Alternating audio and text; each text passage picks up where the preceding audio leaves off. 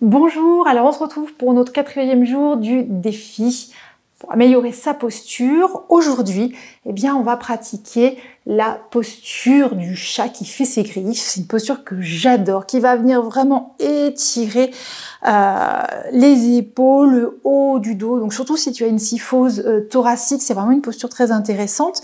Si jamais tu as des problèmes de genoux qui t'empêchent véritablement de te mettre au sol, même en adaptant, parce qu'il faut savoir que quand on est à genoux, faut pas hésiter, alors déjà à décomprimer ses rotules en les tractant vers le haut, mais aussi on peut venir mettre une petite couverture des genouillères ou caler une couverture entre le mollet et la cuisse.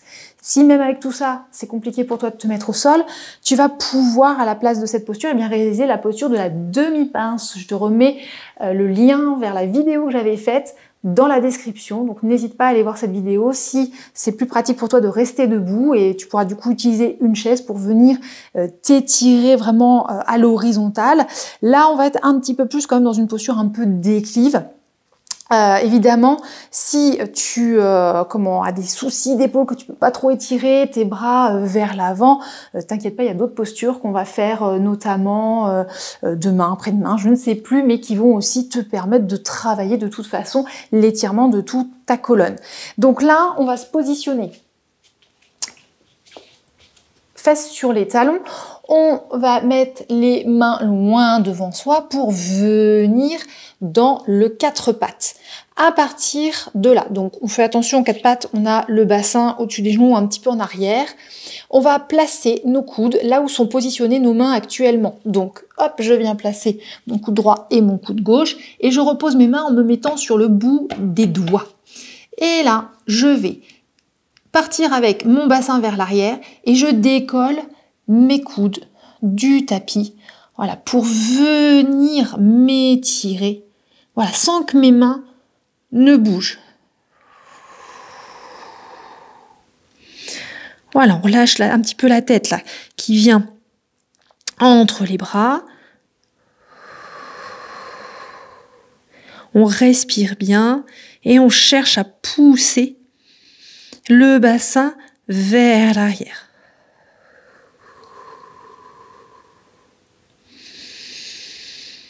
Voilà, et on essaie de sentir l'allongement là dans toute la colonne. Alors tu vas le sentir peut-être différemment. Si tu as beaucoup de tension dans les épaules, tu vas peut-être ressentir plus tes épaules aujourd'hui.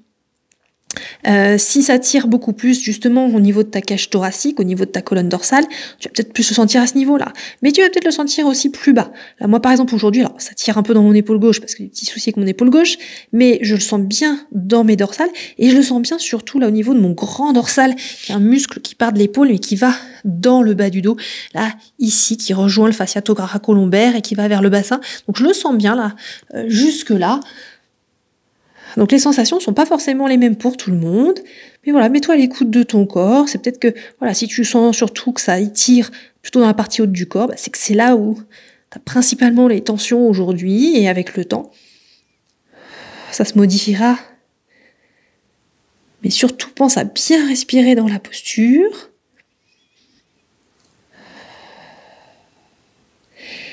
Et tu reposes doucement les mains. Tu laisses les mains venir vers toi, tu ramènes les fesses vers les talons. Et tu ramènes les mains à côté de tes genoux. Tu te redresses, tu repousses bien le sol, tu essaies de garder le dos droit quand tu te redresses. Et alors, petite variante que j'ai envie de te montrer, si vraiment tu as une kyphose importante, il se peut que même dans cette posture-là, ta kyphose ait un petit peu de mal à s'étirer. Tu peux dans ce cas-là faire la posture du chiot, où là tu vas être dans le 4 pattes, mais tu vas rester fixe au niveau de ton bassin, là au-dessus de tes genoux, voire un petit peu en arrière. Tu vas aller chercher, voilà, loin avec tes mains, ce qui va permettre un étirement encore un peu plus intense. Ça va être, voilà, une étape un petit peu au-dessus. C'est comme si tu voulais vraiment faire descendre, voilà, ta cage thoracique là vers le sol. Voilà, tu as envie que ça s'étire au niveau de tes aisselles, au niveau de tes épaules.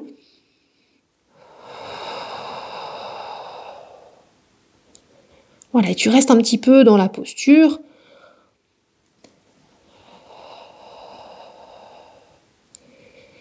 Et tu reviens doucement.